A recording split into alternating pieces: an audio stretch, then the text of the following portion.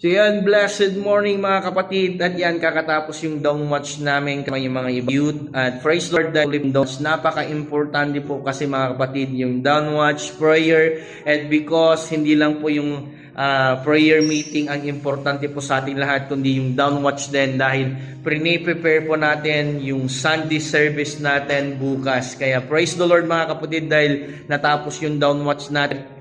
Grabe yung presensya ni Lord na feel po namin at napag-aralan namin yung the life of David. Andun po yung prayerfully niya na walang araw na hindi nananalangin sa David, walang labanan na hindi nanalangin sa David, at kapag nagtatagumpay si David sa anumang pagsubok sa kanyang buhay, andun pa rin yung pangalawa, yung humbleness at humility niya. At ang pinakahuli na gustong-gusto ko kay David, yung pagmamahal niya sa kanyang nasasakupan, yung pagmamahal niya sa kanyang mga kasama, pagmamahal niya sa kanyang mga kingdom na binigay ni Lord sa kanya.